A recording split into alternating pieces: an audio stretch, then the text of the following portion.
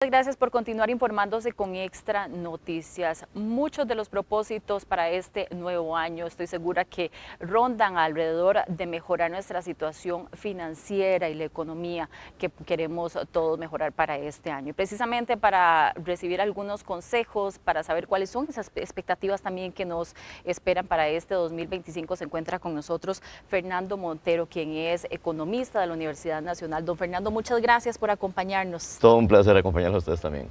Como estábamos hablando, casi seguro que todos queremos mejorar nuestros propósitos, nuestra situación financiera para este 2025 y saber cuáles son esas expectativas. Pero para empezar a conversar acerca de esto, don Fernando, ¿cuál es tal vez ese principal aprendizaje que nos deja el 2024 a nivel financiero? También quisiera nada más mencionar que tuvimos una situación bastante atípica, que fue el cierre de una cooperativa, ¿verdad? También la revisión de una financiera, y eso preocupó muchísimo también a los ahorrantes y a los inversionistas. Pero ¿cuál es ese principal aprendizaje que nos deja este año? Me parece a mí que el 2024 fue una oportunidad para que la gente entendiera el concepto de ahorro, porque cuando hablamos de ahorro es un hábito, como bañarse, como lavarse los dientes, pero que efectivamente ha sido unos elementos que menos fortaleza ha tenido en la economía costarricense. La séptima parte de la población costarricense es la que ahorra, es decir, se nos queda un 70% de la población sin ahorrar. Bastante poco. Y esto significa que las personas todavía no están haciendo una evaluación de en qué están gastando y en cuáles son sus ingresos. Son dos claves fundamentales que creo que este año la gente ha tenido que valorar.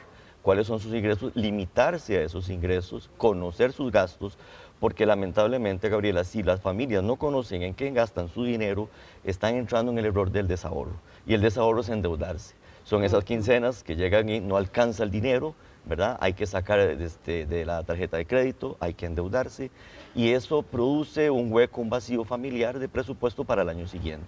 Entonces creo que uno de los puntos claves del 2024 ha sido que las familias conozcan realmente en qué están gastando su dinero, cuáles son sus fuentes reales de ingresos, ya sean personas como asalariados o personas del sector informal.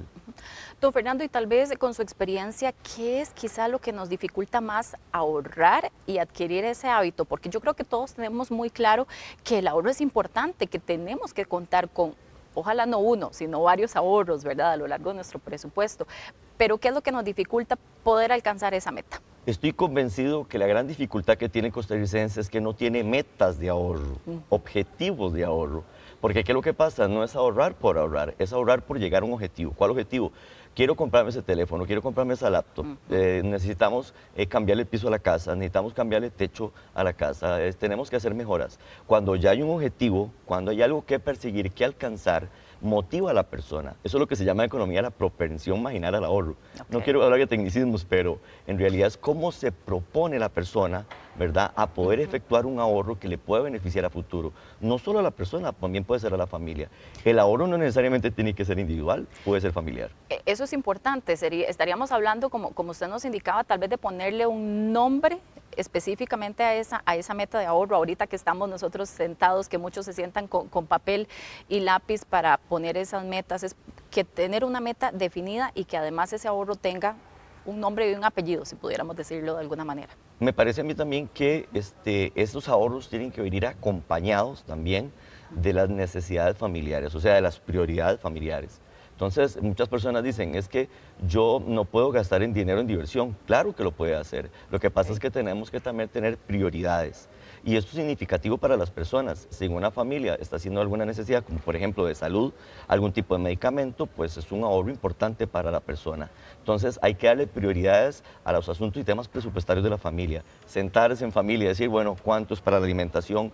¿Cuánto es para el transporte? Si realmente ocupamos que todas las personas utilicemos vehículos, eso es muy importante. Si ocupamos tener encendido la televisor 24 horas del día, es decir, no solamente ahorrar significa guardar dinero, también significa ahorrar costos y gastos, y eso es significativo para las personas. O sea, no necesariamente tengo que tener el dinero guardado en una cuenta bancaria, también un poco de regular nosotros nuestro gasto y nuestro consumo.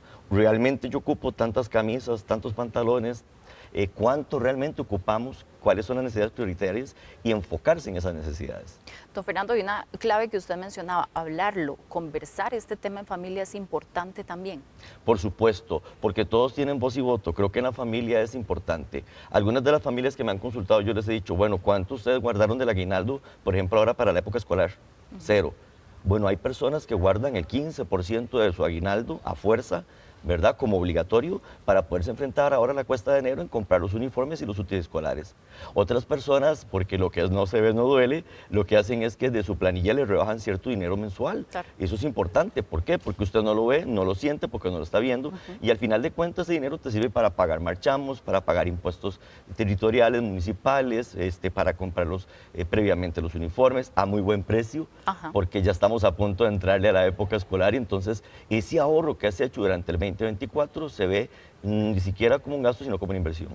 Y es que se ocupa la voluntad, pero además tenemos las herramientas, porque creo que nunca había sido tan fácil poder ahorrar como usted lo dice, y hay muchísimas herramientas para hacerlo en el mercado en este momento. Muchísimas, muchísimas. Hay, bueno, desde certificados de inversión, ahorros a la vista, ahorros corporativos, ahorros empresariales, cuentas en bolsillos, en monederos. Vea, hay un significativo número de formas.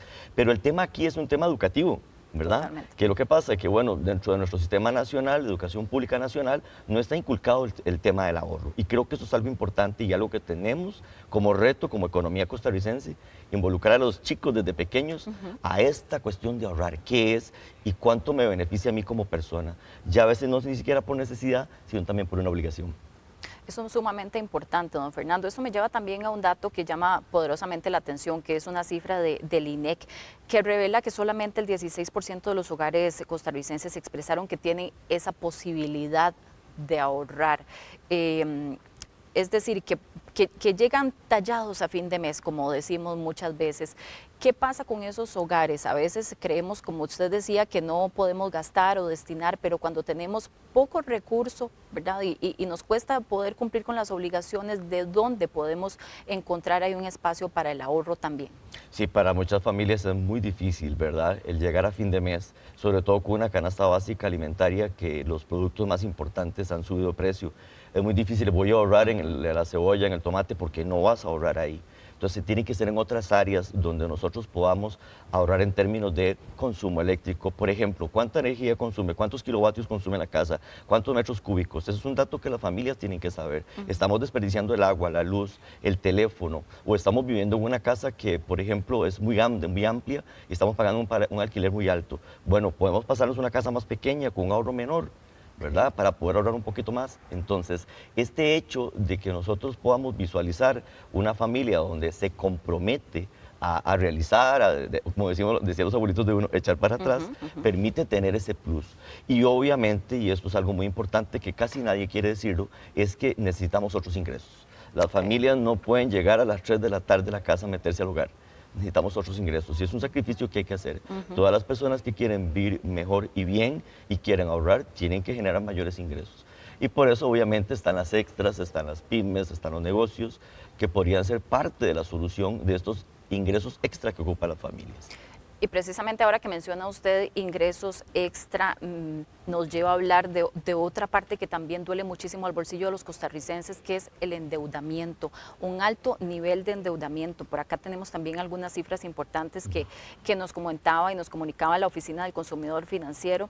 Siguen subiendo las deudas entre los hogares costarricenses. En 2019 eran 8 de cada 10 hogares, ahora son 9 de cada 10 hogares los que tienen por lo menos una deuda y sabemos que muchas veces ocupan un porcentaje bastante importante del presupuesto. ¿Cómo podemos ir saliendo de deudas los hogares en los que están en dificultades realmente económicas? Primero, teniendo ese ordenamiento presupuestario, las familias tienen que ordenarse, tienen que sentarse en la mesa rigurosamente y decir, ¿cuánto gastamos hoy? ¿Cuánto gastamos ayer? Llevar el ritmo de estos gastos mes a mes. Esto es una de las prioridades importantes de las familias, saber en qué están utilizando su dinero. Porque muchas personas dicen, fui a la pulpería con 10,000 colones y vine sin nada. ¿En qué gasté yo eso? Entonces sí es importante saber el tipo de endeudamiento que están haciendo las familias. Si es un endeudamiento de consumo, si es un endeudamiento para comprarse un activo como un juego de sala, un juego de comedor, si es un endeudamiento para el estudio, si es un endeudamiento para salud, o sea, ¿qué tipo de endeudamiento? Cuando usted me da esos datos se los voy a actualizar. Ahora básicamente cada familia en promedio está endeudándose en 10 millones de colones en promedio.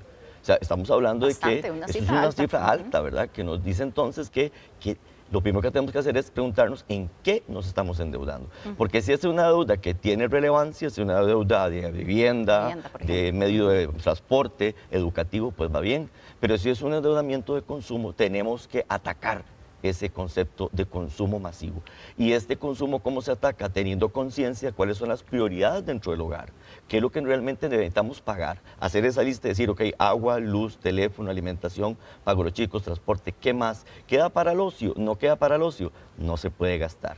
Por eso el ahorro es significativo, porque el ahorro puede llenar esos vacíos, pero el esfuerzo es enorme. Hay que mejorar los ingresos, hay que saber en qué nos estamos endeudando, evitar el uso indebido de las tarjetas de crédito, ¿verdad? Eso es importante, no ser tentados, tener conciencia que el dinero que uno está tomando de las tarjetas de crédito es un dinero del futuro que lo estamos trayendo hoy. Entonces usted lo que está trayendo no es dinero, es vida suya del futuro a hoy. Eso es importante porque además el manejo de tarjetas aquí en el país es sumamente alto. Casi todos manejan una tarjeta de crédito. Muy alto y algunas personas sí le sacan provecho, ¿verdad? Por ejemplo, de la tasa cero y qué sé yo, ese tipo de oportunidades que me parecen muy adecuadas si la persona tiene esta educación financiera para utilizarlas. Muy bien, pues te compras algo a tasa cero increíble y no pagas intereses y es como si estuvieras haciendo un abono. Pero sí, lamentablemente las personas no han tenido esa educación, se ven tentadas a tener ese dinero ahí creyendo que es propio y no es propio. Tengo en mi bolsa $1000, no tiene $1000. Usted lo que tiene es el significado de $1000 que le van a prestar, que eso significa tantos años de su vida de futuro que lo va a traer hoy. Don Fernando, y finalmente, no quisiera dejar de aprovechar su presencia para preguntarle acerca de las expectativas que puede también tener el sector empresarial para este 2025, tomando en cuenta que más del 90% del sector empresarial de este país son pymes. ¿Cómo pueden hacer a las pymes, además, para prepararse, para tener una planificación financiera y tener un mejor año, sacar mejor provecho a todas las oportunidades que tengan? Definitivamente tienen que analizar cuáles son los mejores mercados y más potenciales. Hay mercados donde ya no tienen que entrar, ¿verdad? Entonces hay mercados donde ya colapsaron y las pymes no deberían de entrar. Otros que son innovadores, por ejemplo, la atención al adulto mayor, todo lo que tiene que ver con adulto mayor en este país no se le ha dado el debido proceso ni la debida atención. No hay pocas pymes que se dedican a las actividades de adulto mayor cuando el pico de crecimiento de la edad de adulto mayor va en su vida. ¿Qué quiere decir? Que Costa Rica va a tener más personas adultas mayores en poco tiempo. Bueno, ¿cuáles son las necesidades que van a tener esas personas? Son oportunidades de negocio. Son oportunidades de negocios. El tener un lugar donde podamos tener actividades para personas adultos mayores, poder sacarle provecho a esa actividad, poder generar un ingreso, es decir, canalizar los esfuerzos en aquellas áreas donde están brincando la alta tecnología, la inteligencia artificial, sobre todo el uso de la inteligencia artificial, la adaptación, por ejemplo, a las personas a cambios tecnológicos. Todas estas cosas que son fáciles de hacer, no son costosas porque solo se utilizan un teléfono, unos cuantos contactos, un poco también de innovación, un poco también de mejoras, ¿verdad? Y por supuesto, de capacitación. Me parece a mí que las pymes ocupan muchísimo este año, muchísimo, acercarse a la institucionalidad pública, valerse de la institucionalidad pública, al IMAS, Eso le iba a el IDA. preguntar, ¿qué oportunidades hay en este momento en el mercado que puedan utilizar las pymes como plataformas para innovación, por ejemplo, financiamiento? Sí, por supuesto, mucha institucionalidad está prestada a esto, ¿verdad? El IMAS, el IDA, mucha institucionalidad en Costa Rica que está dispuesta a colaborar y que las pymes pueden tomar de esos servicios y aprovecharlos para poder crecer. Debilidades en Costa Rica, por ejemplo, el inglés. Pues una de las cosas que las pymes deben enfocarse es en la estructura del aprendizaje del inglés. ¿Por qué? Porque muchas personas ya están comprando en estas áreas y están comprando a nivel internacional. Hay unas limitaciones grandísimas de empresas que han sido tremendamente, pero tremendamente triunfadoras porque han utilizado el inglés y han podido importar y exportar. Entonces hay que apuntar a aquellas donde se brindan recursos. El sistema financiero nacional tiene múltiples opciones para poder entregar recursos frescos a las pymes, pero hay que averiguarse, hay que informarse. Antes de dar el paso, buscar tiempo, mucho tiempo para informarse y no tomar decisiones a la primera. buscar personas que conocen. Sí, yo sé que hay mucha gente que las pymes que apenas la están pasando, pero hay que hacer un esfuerzo. Muchas gracias, don Fernando, por su presencia, por supuesto, por sus valiosos consejos, y creo que mucho de su mensaje nos deja enfrentar con optimismo, hacer la tarea también de revisar cómo están las finanzas de esas empresas, de esas pymes y también a nivel familiar. Por supuesto, auguro que va a ser un 2025 de mucho crecimiento para Costa Rica y para todos los costarricenses. Muchas gracias, don Fernando, por A ustedes. acompañarnos.